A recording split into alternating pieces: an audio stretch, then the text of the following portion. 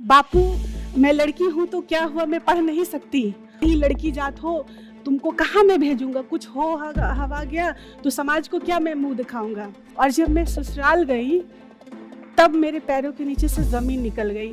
Reason था कि मैं एक बेटी थी। जो भी मेरे साथ हुआ है वो जब मैंने जाके बताया घर पे, तो वहाँ पे मुझे ये सुनने को मिलता है कि ये आपकी किस्मत, उनको जो करना था उन्होंने कर दिया, लेकिन अब जो चैप्टर ओपन होगा वो सिर्फ।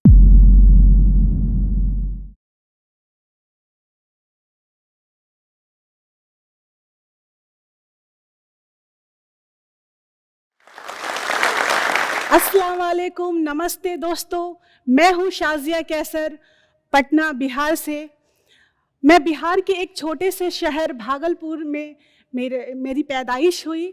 मैं एक ऐसे परिवेश में पली बढ़ी हूँ जहाँ हम लोग 5 भाई बहन थे और मम्मी पापा दोनों वर्किंग होने की वजह से सही से उनका जो केयर होना चाहिए था बच्चों पर वो नहीं हो पा रहा था।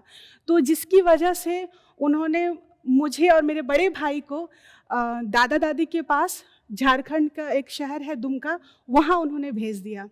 मैं एक छोटी सी बच्ची, जब मैं वहाँ मम्मी पापा के रहते हुए मुझे वहाँ शिफ्ट कर दिया गया, तो मुझे ये नहीं समझ में आया कि मुझे मम्मी पापा से क्यों अलग किया जा रहा है। खैर, क्योंकि वो घर का डिसीजन था और मुझे वहाँ पे डाल दिया गया। जब मैं स्कूल जाने लगी, वहाँ पे मैं अपने फ्रेंड्स के जो पेरेंट्स आते थे और उनको बहुत ही प्यार से जब वो इंटरेक्ट करते थे तो वो सब मैं देखती थी, तो ऐसा लगता था कि मेरे माँ बाप हैं बट मुझे वो चीज़ नहीं मिल पा रही है। वो फीलिंग्स जो मेरे अंदर, वो अकेलापन का और एक अनाथ वाली फीलिंग मेरे अंदर आने लगी। फिर क्या हुआ कि मैं धीरे धीरे इंट्रोवर्ट होती चली गई। मेरे अंदर बहुत सारी ख्वाहिशें थी, बहुत कुछ मैं बोलना चाहती थी, लेकिन बोलने के लिए जो आपके पेरेंट्स होते हैं वो आपके पास नहीं थे।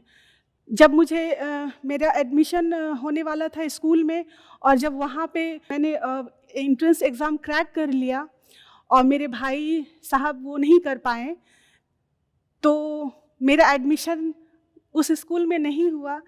रीज़न था कि मैं एक बेटी थी। मेरी दादी ने मेरे पापा को कहा कि आप बेटी को इंग्लिश मीडियम में पढ़ाओगे और बेटा को नहीं पढ़ाओगे। तो ये चीज़ मुझे इतनी ज़्यादा तकलीफ़ हुई कि अगर किसी चीज़ की कमी होती फाइनेंशियल, या मेरे पापा एजुकेटेड नहीं होते, तो मैं उस चीज़ को एक्सेप्ट कर लेती खुशी खुशी। लेकिन मुझे तकलीफ़ इसलिए हुई कि एजुकेटेड होने के बावजूद, इतने अच्छे पोस्ट को रैंक होने के बावजूद, अगर उन्होंने मुझे वो बेसिक फैसिलिटी नहीं दी तो वो सिर्फ इसलिए क्योंकि उनकी सोच छोटी थी। और उस सोच ने मेरे अंदर इतना ज़्यादा मुझे कॉम्प्लेक्स पैदा कर दिया कि मैं हर चीज़ों से कटती चली गई। और मुझे ऐसा लगा कि मुझे मेरे लाइफ का डिसीजन लेना या उस चीज़ के लिए मुझे हक के साथ बोलना, मैं उस चीज़ के लिए थी नहीं। मुझे जो ऑर्डर किया जाता मुझे सिर्फ फॉलोअर, एज अ फॉलो करना है। क्योंकि मैं छोटी थी तो वो उतने मुझे नहीं आइडिया था कि मुझे अपने हक के लिए कैसे लड़ना है। फिर स्कूल में एक प्रोग्राम हुआ जिसमें कि मैंने एक पार्टिसिपेट किया, और उसमें वो कंटेंट भी वही था कि बापू, मैं लड़की हूँ तो क्या हुआ, मैं पढ़ नहीं सकती। और मुझे बहुत, मैं रिलेट कर रही थी इस चीज़ को, इसलिए वो मेरा जो एक्ट था वो काफ़ी सुपर हिट हुआ और स्कूल में मुझे काफ़ी अप्रिशिएशन मिला।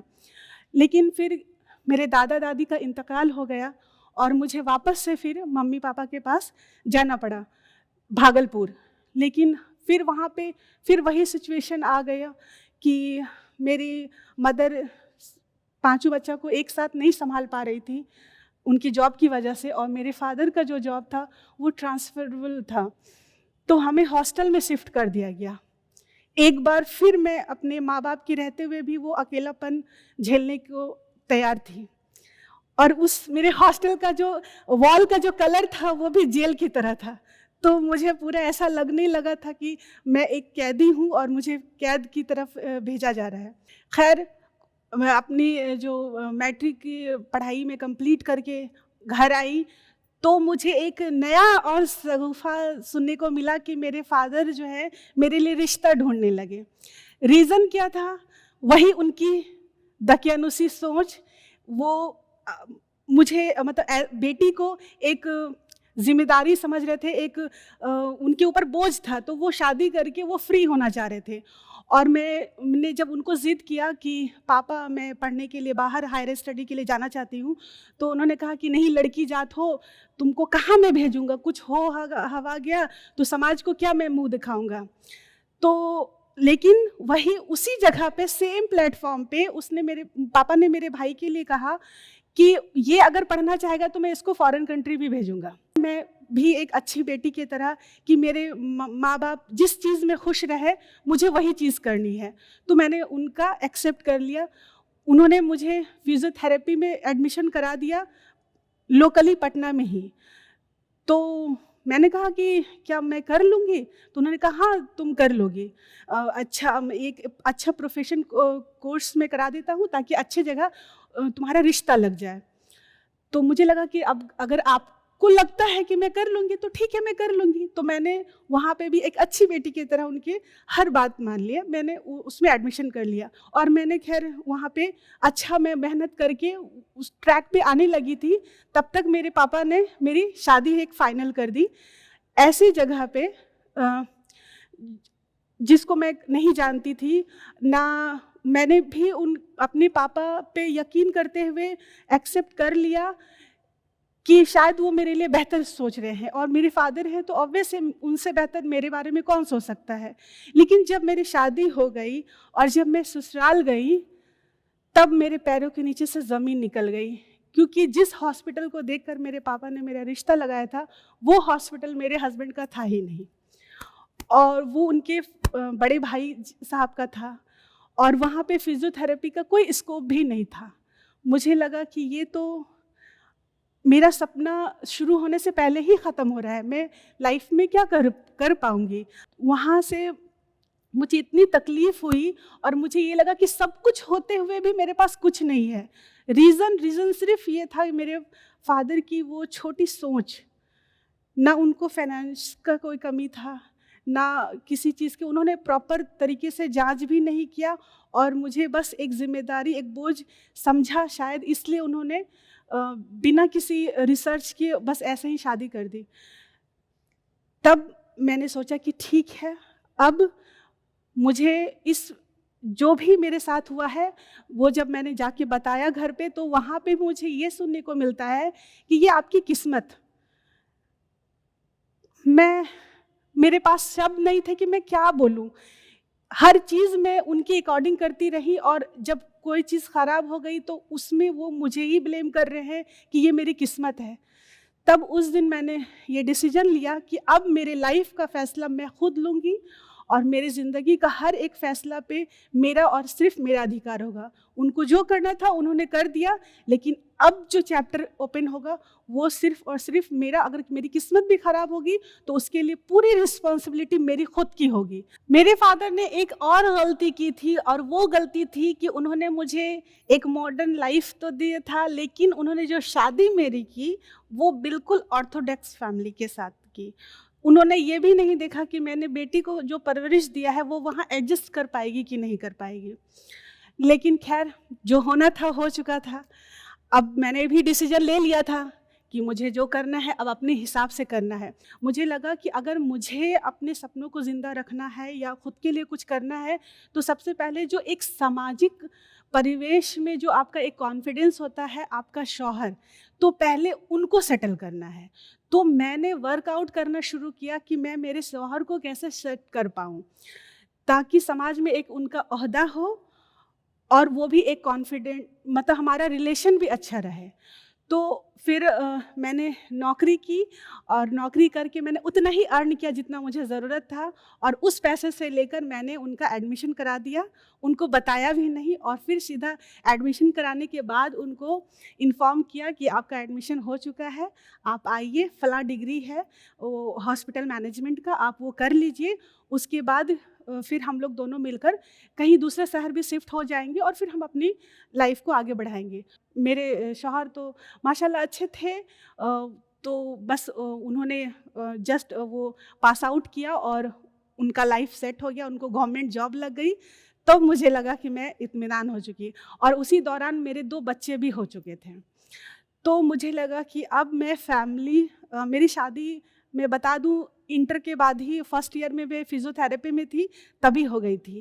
अ, तो मैंने उस चीज़ को एक्सेप्ट करते हुए कि अब जो होना है हो चुका है, तो मैं फैमिली लाइफ से पूरी तरीके से मैं इत्मीनान हो गई थी कि अब बच्चे हो गए हैं, हस्बैंड सेट कर गए हैं, अब मुझे खुद के लिए करना है, खुद के लिए जीना है। तो मैंने यूनिसेफ में मुझे नौकरी भी मिल गई थी अच्छी खासी, तो मैं जॉब भी कर रही थी।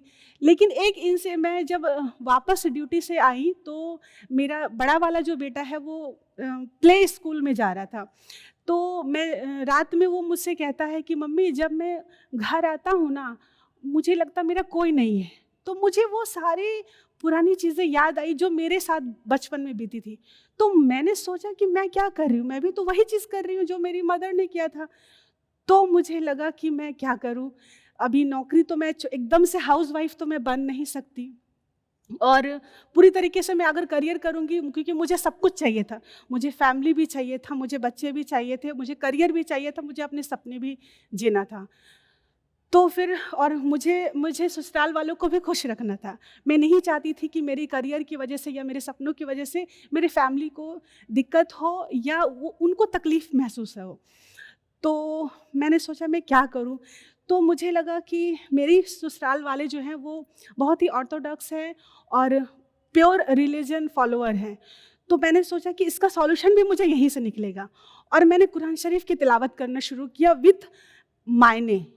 तब मुझे समझ में आया कि एग्जैक्ट में जो हमें रोका जा रहा था, जो बाउंडेशन किया जा रहा था कि आप गर्ल्स हैं जो क्यों नहीं कर सकते, क्योंकि हमारा रिलीजन जो है वो आपको अलाउ नहीं करता है। तो मैंने वहीं से उसका तोड़ निकाला जब मैंने शरीयत को पढ़ा, और जब देखा कि इसमें तो औरतों को बहुत आला दर्जा मिला हुआ है, उसको काफ़ी फ्रीडम मिला हुआ है। लेकिन अगर कमी है तो कमी है सिर्फ हमारे नॉलेज की, हमें पता ही नहीं है हमारा हक क्या है, हमारा हुकूक क्या है। तो जब मैंने ये पढ़ा तब तो मेरा कॉन्फिडेंस और डबल हो गया, और मुझे लगा कि अब तो मुझे कोई रोक नहीं सकता है मेरे सपनों को। और जब मैंने वो तिलावत किया तो मुझे ये पता चला कि वुमेन के लिए या किसी और के लिए भी सबसे बेस्ट करियर ऑप्शन जो है वो बिजनेस है, तिजारत। और फर्स्ट वुमेन जो है खदीजा रज़ी अल्लाह अन्हा जो है वो इस्लामिक फर्स्ट वुमेन थी बिज़नेस में। तो मुझे वहाँ से क्लू मिल गया, और मुझे एक ये भी सॉल्यूशन मिल गया कि अगर मैं बिज़नेस करती हूँ तो मैं टाइम को अपने हिसाब से मैनिपुलेट कर सकती हूँ और अपनी फैमिली को भी टाइम दे सकती हूँ। तो मैंने सोचा कि अब मैं बिज़नेस करूँगी। फिर मेरे सामने एक चैलेंज आ गया कि भाई मेरे ख़ानदान में किसी ने आज तक कभी बिज़नेस किया ही नहीं था, तो मुझे कौन बताएगा, और मेरे इस डिसीज़न से कोई खुश भी नहीं था। तो मेरे फादर ने कहा कि अगर तुमको यही करना था तो फिर मैंने बेकार इतना तुम्हारे पे पैसा लगाया। तो मुझे लगा कि खैर लोग तो कहेंगे, अगर मैं फिर से अगर लोगों की बात सुनने लगी तो फिर मैं वापस से उसी डायरेक्शन में चली जाऊंगी जहाँ पे मेरी किस्मत खराब कही जाएगी। तो मैंने किसी भी बात को ध्यान नहीं दिया, मुझे सिर्फ और सिर्फ मतलब थी कि मेरे शौहर क्या चाहते हैं। तो मैंने उनको पूछा कि भाई मैं बिज़नेस करना चाहती हूँ ताकि मैं बच्चों का भी ख्याल रख पाऊँ और मैं काम भी कर पाऊँ। तो उन्होंने कहा कि अगर आपको लगता है कि आप कर सकती हैं तो आप कीजिए, बेशक कीजिए, मैं आपको रोकूंगा नहीं। मैंने कहा बस मुझे यही सुनना था, मैं आपको कोई दिक्कत नहीं दूंगी, बस मुझे आपका परमिशन चाहिए था। क्योंकि एक जो मेंटल स्ट्रेंथ आपको फैमिली से मिलती है वो वही आपको आगे लेकर जाती है। एज अ वीमेन अगर मैं सोचती हूँ बिजनेस करने के लिए तो दिमाग में सिर्फ और सिर्फ औरत के नाम पर यही आता है, या तो मैं बुटीक खोल लूँ, या तो मैं सिलाई कढ़ाई का काम करूँ, या पार्लर खोल लूँ। तो ये सब चीज़ तो ना मेरे पास प्रोफेशनल डिग्री थी और ना मेरा कोई इंटरेस्ट था। तो फिर मैंने सोचा कि मैं ऐसा काम करती हूँ, शायद अनकॉन्शियस माइंड में कहीं ना कहीं जेंडर मेरे दिमाग में काफ़ी बैठ चुका था, मेल और फीमेल का, और मुझे लगा था कि इस स्टेरियोटाइप को तोड़ना है।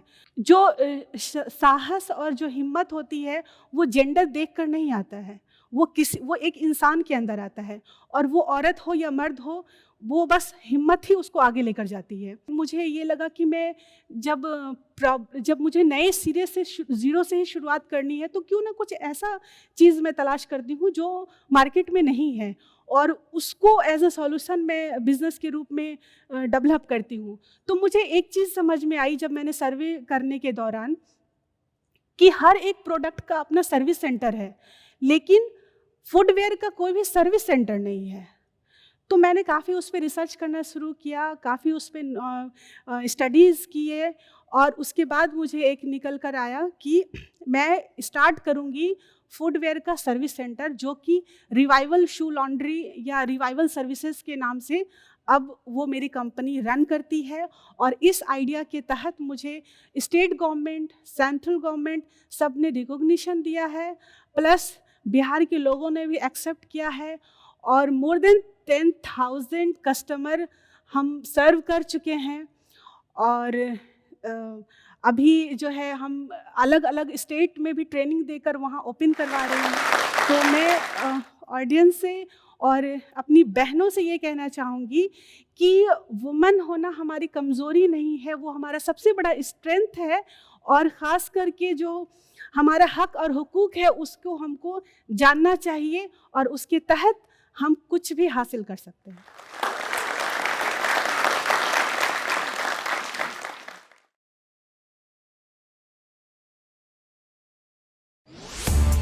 इस वीडियो के बारे में अपनी राय नीचे कमेंट सेक्शन में हमें बताएं और अपने दोस्तों के साथ ये वीडियो शेयर करना ना भूलें।